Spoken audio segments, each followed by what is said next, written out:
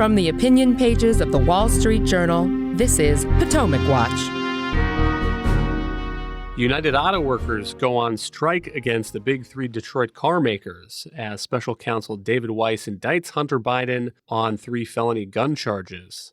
Welcome, I'm Kyle Peterson with the Wall Street Journal. We are joined today by my colleagues, columnists Alicia Finley and Bill McGurn. Shortly after midnight, Friday morning, United Auto Workers launched their first ever strike simultaneously against all of the big three Detroit automakers. That would be General Motors, Ford, and Stellantis. At issue is a contract for about 146,000 factory workers. It appears to be, so far at least, a targeted strike aimed at 3 plants, a Ford Bronco plant in Detroit, a Jeep factory in Toledo, Ohio, and a GM pickup factory in Missouri. Let's start with a clip of Ford CEO Jim Farley explaining from his perspective what's been offered and what the union is holding out for. We have put on the table increases, double-digit increases that we've never seen before, 20+%. If you include COLA, it's even larger than that. But that's not 40, what they're asking for. Right, and I'm saying 40% will put us out of business. We would lose $15 billion. We would have to cut people, close plants. What's the good of that? It's not a sustainable business. There's a fine line here that we won't go past, which is we want everyone to participate in our success. But if it prevents us from investing in this transition to EVs and in future products, like the ones we have now, like new F-150, best-selling vehicle in the world, in the U.S., then everyone's job's at risk if we don't invest. The Journal's reporting today says that the automakers have offered raises over 4 years of about 20%, and the UAW is holding out for the mid-30s now.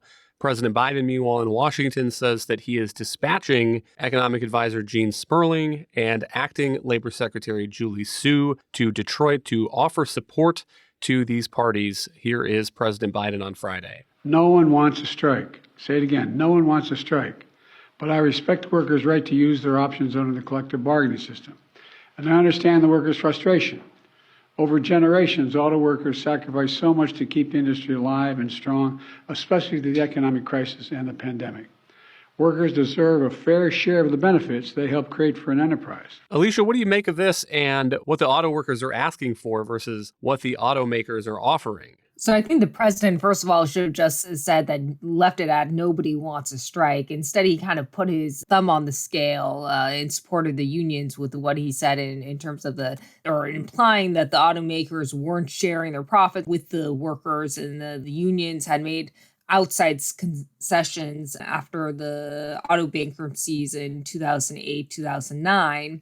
Here, what auto workers are asking for would be completely unsustainable for the entire industry. They want at least a 36% pay increase, as you mentioned, but also a 32-hour work week with overtime paid for additional hours after that, a restoration of the defined benefit pensions and retiree medical care, which was phased out 2 decades ago when the automakers started running into trouble. And of course, the defined benefit pensions, rather than 401k, impose enormous labor costs on the automakers. Is one reason, and actually the primary reason, that their labor costs are higher than the non-unionized automakers such as Toyota and Honda.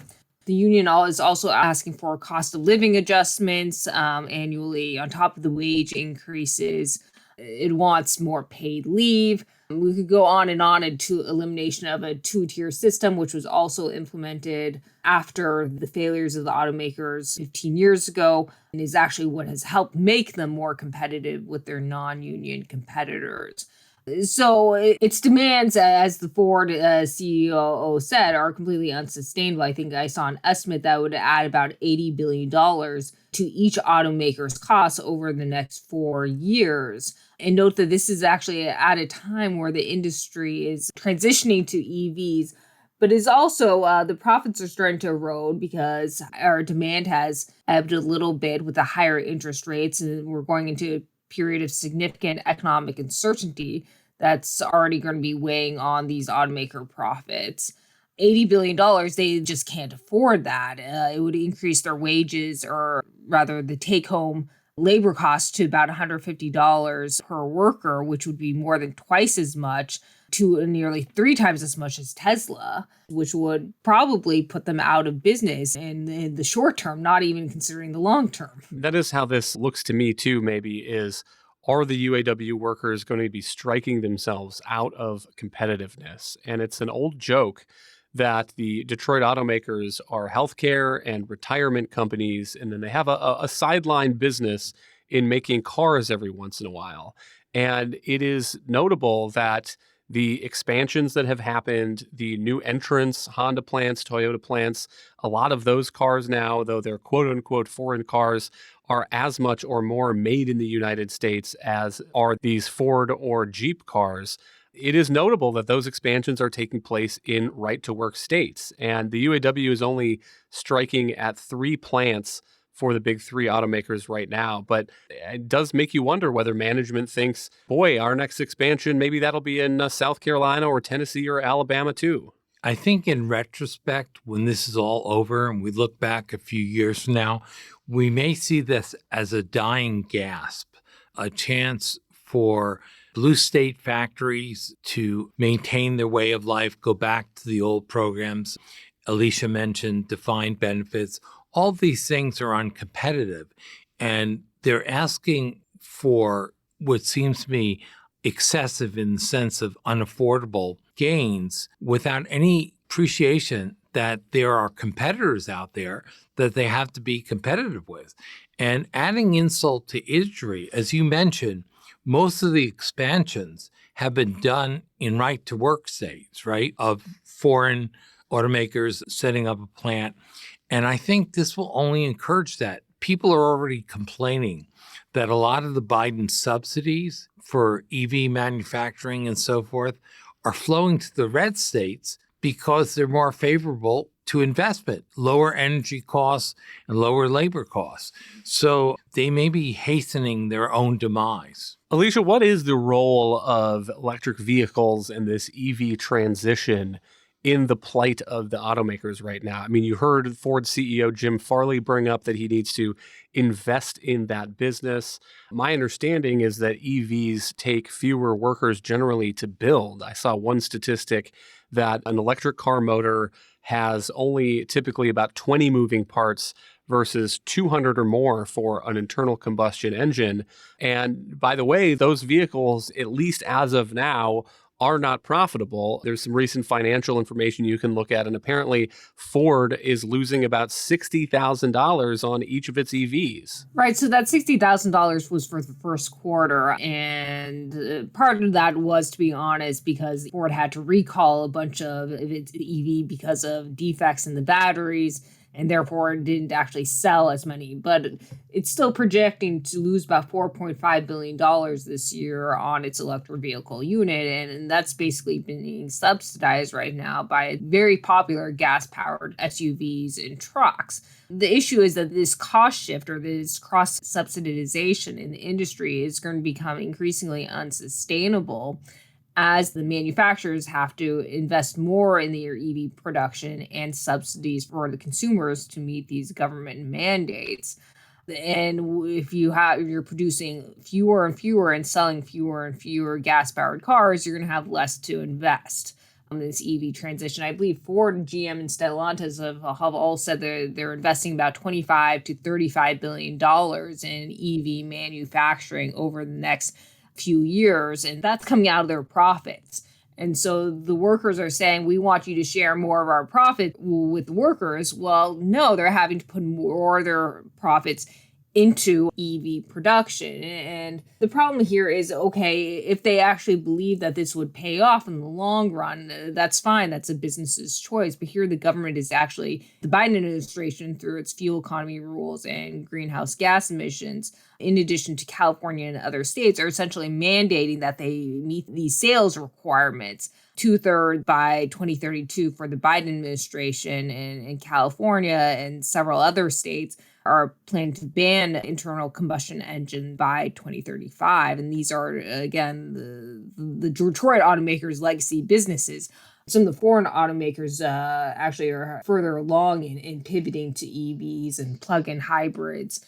The EVs right now make up a very small share of the Detroit automaker sales, around 2 to 3%. And the cost of ramping up and what they're going to have to do are just really prohibitive. And as you mentioned, the other issue is just that EVs require fewer parts and fewer workers to produce them. I think UAW several years ago put out an estimate that the EV transition would cost about 25,000 to 30,000 union jobs. And in December, Stellantis already announced that it was closing a Jeep Cherokee plant out in Illinois that was producing, gas-powered cars in order to shift more investment toward EVs. So over time, the union realizes some of these jobs are going to have to go. And so what they're also demanding is basically job guarantees, if not actually at the plants, and then they would have to pay to subsidize them to do other jobs in the community or volunteering. Again, this is something that's unsustainable. Can you imagine another automaker or another business paying a worker that wants to lay off to go do community service? The union realizes the business model, and again, this is largely as a result of government mandates. The business model is kind of out of whack, but at the same time, the demands that they're making are also unsustainable and would drive these companies into bankruptcy. I mean, the question right now is which is going to drive them bankrupt first, probably the EV mandates or the union demands. You mentioned the government mandates, and let's mention briefly California. On Thursday afternoon, the House passed the Preserving Choice in Vehicle Purchases Act, 222 to 190, with 8 Democrats voting yes with the Republicans. And Alicia, my understanding is this has to do with some moves that California is making essentially to force internal combustion engines out of the market. And do you suppose that those Democrats crossing the aisle there is maybe the beginnings of a revolt against these kinds of government mandates? So look, what's really interesting about the 8 Democrats who voted against these mandates, 6 of them were in states that have adopted California's vehicle rules. What's interesting about them is they predominantly represent middle class or working class districts that include a lot of minorities. And actually out in California, one of the big frictions in the Democratic Party has been actually over these climate mandates that impose tremendous costs on minorities. So the way the progressives have historically kind of straddled this issue is by trying to push more climate subsidies to minority communities in order to compensate for the higher costs. Because again, these EVs are much more expensive, about 20 to 30% more expensive than gas-powered cars. And the gas-powered cars, prices on these are going to have to go up to subsidize the EVs. The other thing that I thought was kind of interesting about this vote, which was really a repudiation of the Biden administration's own backdoor EV mandate, as well as it's granting California a waiver to impose its own. You need to keep in mind that California, it's only because of an exemption under the Clean Air Act, which I think is kind of legally dubious because it was initially intended to apply to pollutants like NOx or SOx that actually cause smog or other air quality issues. The Biden administration and going back to the Obama administration had interpreted this waiver authority broadly to allow California to regulate greenhouse gas emissions, which don't impact smog, as well as to set its own electric vehicle mandate, which indirectly regulates fuel economy, which Congress banned. The waivers are actually being challenged right now in the D.C. Circuit of Court of Appeals. And I think the Congress has sent a message this week that the administration does not have political support for this, that Congress never authorized these, and therefore really they're unconstitutional.